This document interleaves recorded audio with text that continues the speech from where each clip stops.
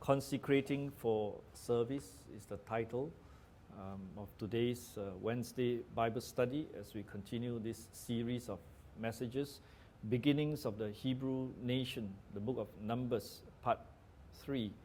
And today we are at Numbers chapter 8, verses 5 to 26. There are 6 thoughts that are given in this text in the consecration of the Levites to the work of the tabernacle. This is an inauguration. This is a time of consecration, and we see the preparation from verse 5 to 8, whereby there was purification, and then the presentation of these to the people in verse 9 to 11, and the purification for consecration. They go through a process of purification before, and it was stated the purpose of their work, verse 15 to 19. Right, the purpose of the work was for the people so that they could make an atonement for them, and they could draw near to God, so that no plagues would come upon them. And verse 20 to 23, the practice and the period, verse 24 to 26, how long they will serve. And 20 to 23, we saw what they will do. So today we would begin the first 4 parts as much as we could go. Moses gave a background for the scene in our text in Deuteronomy chapter 10, verse 1 to 11. Deuteronomy chapter 10, verse 1 to 11. It was a time when Moses will go to the mount the second time with the 2 tables of stone, for the first was destroyed after Israel rebelled against God by making the golden calf. You remember Moses was up in Mount Sinai, and the people made the golden calf, and when he came down, he destroyed the 2 tablets. The 2 tablets of the 10 commandments were to be received again from the Lord, and so Moses hewed 2 stones, and with the 2 stones they were placed, God wrote upon them, and he was instructed to place them upon the ark of wood which they made before the assembly. And it was described how they travel from the various places, from Bidroth to Mosera, where Aaron died and was buried, and Eleazar his son ministered in his stead. And the journey then took them to Gulgoda and to Jobath, described as a land of rivers of water, a land of rivers of water. It was there at Jobath, verse 8, that the Lord instructed Moses to separate the tribe of Levi, to bear the ark of the covenant of the Lord, to stand before the Lord, to minister unto him, and to bless his name. It was God's will that the Levites will not be allocated land as his other brethren. Moses recounted how he spent 40 days and 40 nights, the second time, with the Lord in the mount to receive the tablets, praying that God will have mercy upon his people, and that the Lord heard Moses' prayer and instructed them to resume the journey to inherit the promised land. So this is the scene in Deuteronomy chapter 10 and verse 1 to 11. At that time, the Lord said unto me, hew thee 2 tables of stone like unto the first, and come up unto me into the mount, and make thee an ark of wood. And I will write on the tables the words that were in the first tables which thou breakest, and thou shalt put them in the ark. And I make an ark of shittim wood, and hewed 2 tables of stone like unto the first, and went into the mount, having the 2 tables in my hand. And he wrote on the tables, according to the first writing, the 10 commandments, which the Lord spake unto you in the mount out of the midst of the fire in the day of the assembly. And the Lord gave them unto thee. Verse 5, and I turned myself and came down from the mount and put the tables in the ark which I had made, and there they be as the Lord commanded me. And verse 6 spoke about that journey. And the children of Israel took their journey from Beeroth of the children of Jaakan to Mosara. There Aaron died, and there he was buried, and Eleazar his son ministered in the priest's office in his stead. From thence they journeyed to Gulgoda, and from Gulgoda to Jobbath, and a land of rivers of water. So it was at that time the Lord separated the tribe of Levi to bear the ark of the covenant of the Lord, to stand before the Lord, to minister unto him, and to bless his name. So this was the work that God consecrated the Levites to do. Right? They are to minister unto him, to bless his name, to bear the ark, right? To stand before the Lord, to minister unto him, to bless his name. So this was the work that was described there. Wherefore Levi hath no part or inheritance with his brethren. The Lord is his inheritance, according as the Lord thy God promised him. And I stayed in the mount according to the first time, 40 days and 40 nights. And the Lord hearkened unto me at that time also, and the Lord would not destroy thee. And the Lord said unto me, Arise, take thy journey before the people, that they may go in and possess the land which I swear unto their fathers to give unto them. So this was the background for the text that we see in Numbers chapter 8. Having seen the consecration for the priest, now we see the consecration for the Levites. The Levites in reality was all of Israel by proxy, serving the Lord through the tabernacle. Right? You couldn't have all the people to do so, but they were the representatives. Right? The word there, we said they were appointed as representatives, proxy. A final word is mentioned in announcing the fixed age of service. This we will talk about it next week. From 25 to 50 years. So the age whereby of their service begin at the age of 25 to the age of 50. It was undoubtedly a blessing and an act of wisdom that their retirement in these various capacities were made known by the Lord. To be sure, this would be better than having to be informed by another of a time to retire from the service, or being told only by our own heart of such a need. So here the time was given, as O.T. Spence saw and put it. And here you see that the consecration of the Levites are quite different from a Nazirite vow. Right? A Nazirite vow could be taken in 3 days from birth to death, from 30 to death, or temporary for some certain pledge of life. The Levite, however, must realize that he was born a Levite and he remained a Levite until death. His service was already promised to the Lord before he was born. And so then we have the story of Samuel, how his mother promised the unborn child to the Lord if the Lord would give her the child. This we see in Samuel chapter 1 and 2. The passage in Numbers 8 opens up with the key aspects of the ministries of the Levite. And as we study them, it gives us an idea about ministry work for us.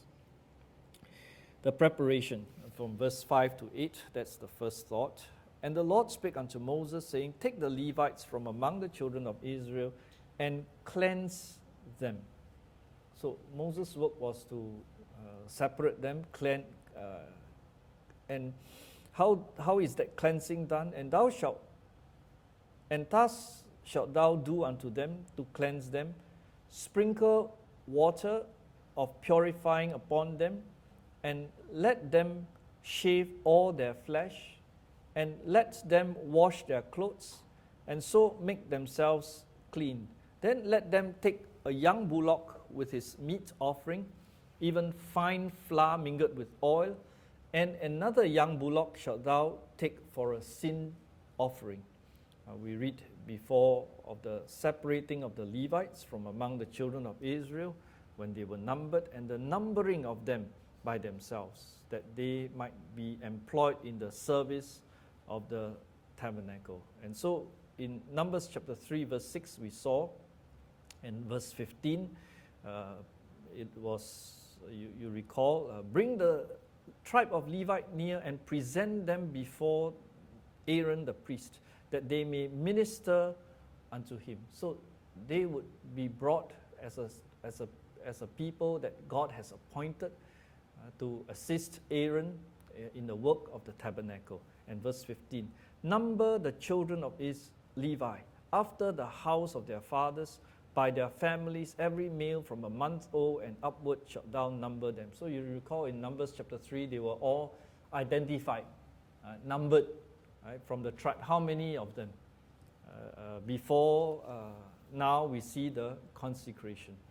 Now here we have directions given for their solemn, the word we use is their solemn ordination, and the performance of it, verse 6 and verse 20. All Israel must know that they took not this honor to themselves, but were called of God to it, nor was it enough that they were distinguished from their neighbors, but they must be solemnly devoted to God. So here you see, as Matthew Henry observed well, this dedication of these men for the work of the tabernacle, right? The people would be bringing their sacrifices, and so that they may draw nigh to God. And the ceremony or the preparation consisted in sprinkling with water, shaving the whole body, washing their clothes. After that, they had to stand before the tabernacle, and the whole assembly of Israel, as it were, had to put their hands upon them. And okay, you see a difference. The priest need not shave, but the Levites were commanded to shave as part of the purification process. We're going to talk about that later. The water of sprinkling and razor were administered to them by others, and they washed their own clothes. Thus, we see here the process of purification. O.T. Spence put well. It's a picture of Christ and his obedience, right? The individual coming to God, seek to be purified, cleansed before they are consecrated. So the Levites must be cleansed, and the rites and the ceremonies of their cleansing were to be performed by themselves. So we said they wash, not only bathe, but shave their flesh. The lepers would do that, right, to be cleansed, and they must cause a razor to pass over all flesh, to clear themselves of the defilement which that would not be washed off. Right? So here it was ensured that they were very clean, as it were, by the shaving. And the great pains were taken, as we said here, when we come to God, of repentance and mortification, how we need to come to God, to be cleansed from all filthiness of flesh and spirit, so that we can be holy before God and clean vessels for the Lord. And Moses, what he did was that he would sprinkle water, purifying them. Right? It's a picture, right, of the applying of the blood of Christ to the purification of our sins, purging of our sins, and purifying us from an evil conscience, so that we may be fit to serve the living God. And so, as Matthew Henry says, it is our duty to cleanse ourselves, and God's promise that He will cleanse us. So there is that preparation process, and this process involves cleansing. Right? And you see it outwardly, but here there is a deeper meaning, right, that the Lord seeks for us, right, that we may be cleansed, right, spiritually. Right. Then the preparation. So there was a period of cleansing. You said preparation. The Lord has to prepare them. Okay, and here in verse 9 to 11, they were presented to the people. Verse 9 to 11, and thou shalt bring the Levites before the tabernacle of the congregation, and thou shalt gather the whole assembly of the children of Israel together, and thou shalt bring the Levites before the Lord, and the children of Israel shall put their hands upon the Levites, and Aaron shall offer the Levites before the Lord for an offering of the children of Israel, that they may execute the service of the Lord.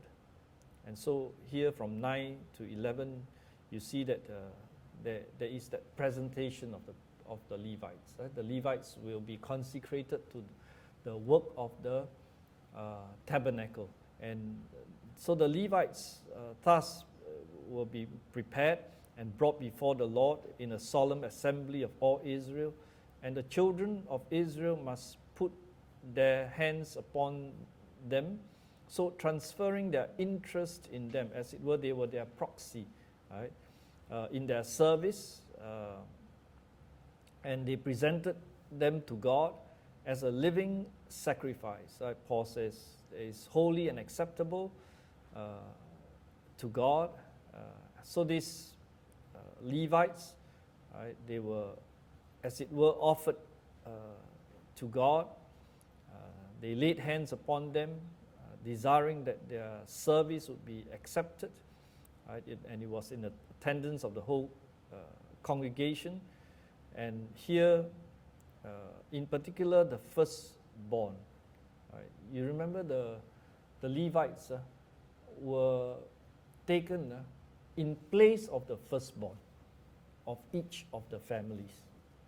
So the number of Levites and the number of firstborn were about that same number. Okay, so they were to represent, right, the people. And the thing would be asked is, why is it that they are the representatives? Right? Because that they would be able to do a dedicated work. Right? If you were to get all the firstborn in Israel, right, untrained, when they come to the tabernacle, there would be confusion. But here, God has make it so that there will be an orderly process whereby the people would approach Him. The Levites were the people who were consecrated to help in this process. Right? So, so here we say this, that of course it is Matthew Henry observed. He says that this will not serve to prove a power in the people to ordain ministers.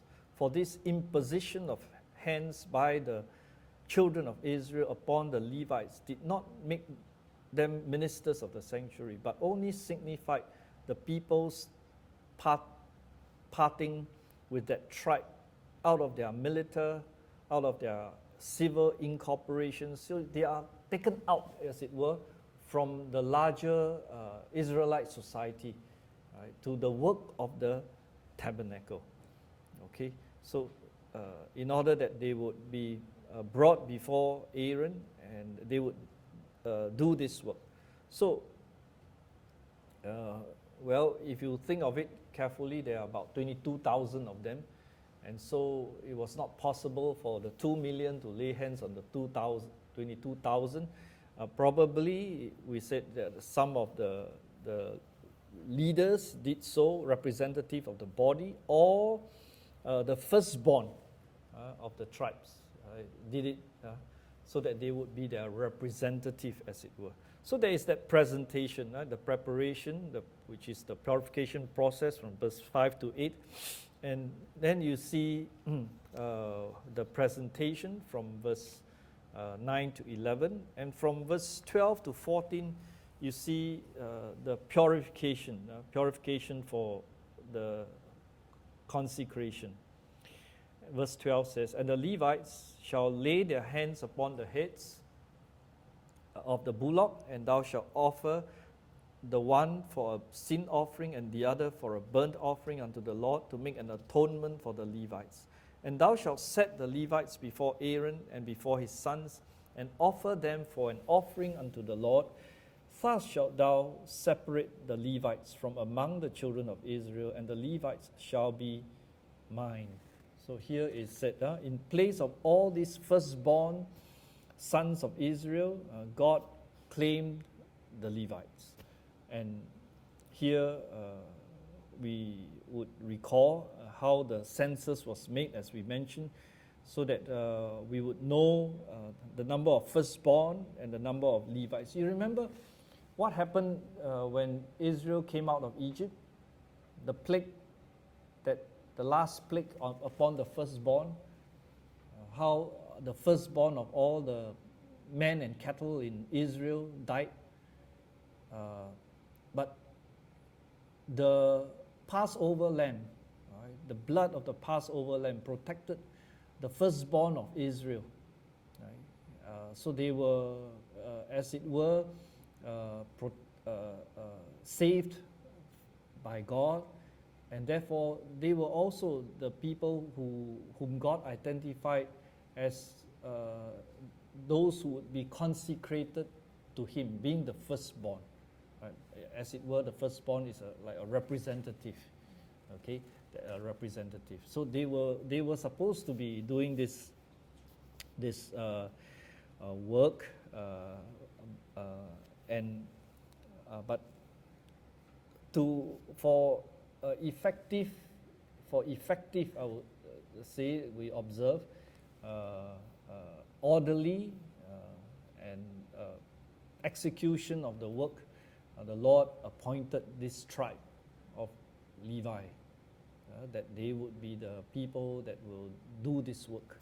Okay, and you saw how we saw in Numbers chapter 3 how there was a difference in the number between the firstborn and the Levites, and how the payment of redemption money was given, right? So that there was not, so that it would make up the difference between the extra firstborns and the number of Levites. There were less Levites than there were number of firstborns. Okay, so so in order to make, because there were less, therefore the Lord stipulated that the redemption money was paid for this firstborn who were not represented by the Levites. Okay, so this was this all Israelites. That's right. The firstborn of all Israelites were the firstborn of all Israelites. The number was more than the number of Levites. So how to represent them correctly? So the Lord stipulated that difference is made up by the giving of redemption money, right? The payment of redemption money for the extra firstborn sons on top. So that was how it was accounted for, as it were. Okay, the firstborns were accounted for.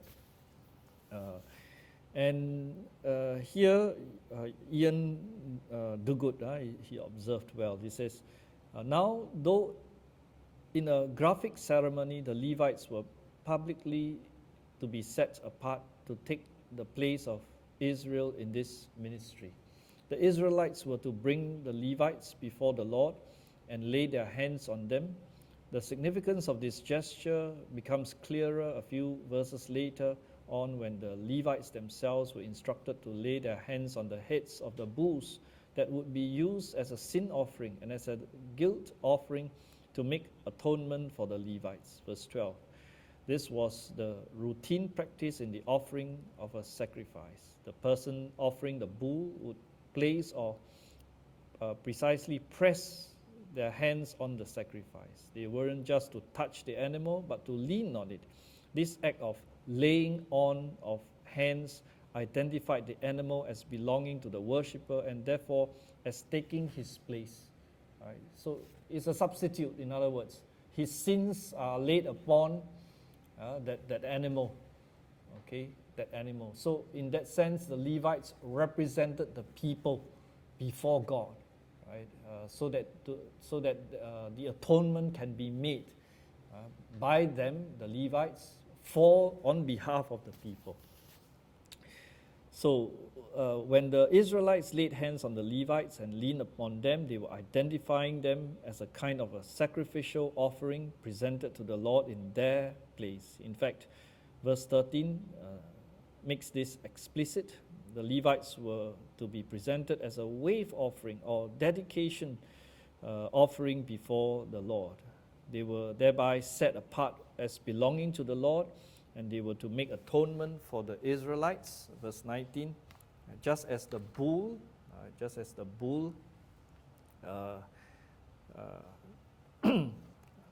of the burnt offering was made for the atonement of the Levites.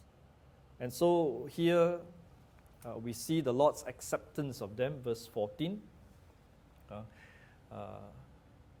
The Levites, the Lord says, shall be mine. Right? The Levites shall be mine at the end of verse 14 after the consecration. So they are separated for this work. So we are viewing now the inauguration of that separation of the Levites. Right? How did God instructed them to do? And from verse 15 to 18 is the purpose, what they are to do, and the purpose of their work. Okay, verse 15 says, and after that shall the Levites go into the service of the tabernacle of the congregation, and thou shalt cleanse them and offer them for an offering, for they are wholly given unto me from among the children of Israel, instead of such as open every womb, even instead of the firstborn of all the children of Israel, have I taken them unto me. So that they are the representative of all the firstborn. For all the firstborn of the children of Israel are mine, both man and beast. On the day that I smote every firstborn in the land of Egypt, I sanctified them for myself. So they were consecrated. Okay. And verse 18, and I have taken the Levites for all the firstborn of the children of Israel, and I have given the Levites as a gift to Aaron. Right? They were to support Aaron in the work of the tabernacle. Aaron was a high priest, and to his sons from among the children of Israel to do the service of the children of Israel in the tabernacle of the congregation, and to make an atonement for the children of Israel, that there be no plague among the children of Israel when the children of Israel come nigh unto the sanctuary. Right? So that, they would be cleansed, and then they would not incur the wrath of God upon them. God took them instead of the firstborn, verse 16 to 18, of which before verse 3. And what is in sincerity offered to God, Matthew Henry says, shall be graciously owned and accepted by him, and his ministers who have obtained mercy of him to be faithful have particular marks of favor and honor upon them. They shall be mine. And then verse 15, they shall go in to do the service of the tabernacle. And God would separate them for this work so that they may serve him. Right? And here we see the purpose in verse 19 that is stipulated. I have given the Levites as a gift to Aaron and to his sons from among the children of Israel to do the service of the children of Israel in the tabernacle of the congregation and to make atonement for the children of Israel. So what is the work there? Verse 19, they are to do the service of the children of Israel in the tabernacle of the congregation, and to make atonement for the children of Israel, that there be no plague among the children of Israel when the children of Israel come nigh to the sanctuary. So they act for the people.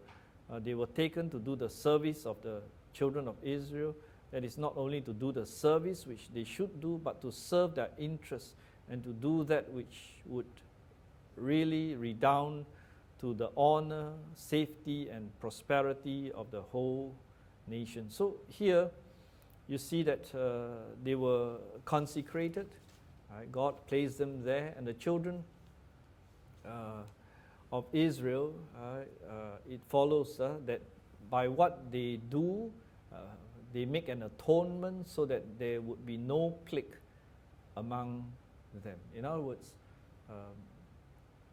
that the Lord would accept them, right? That there would be atonement for their sins. And so this is where we see the Lord separating them and using them for the work.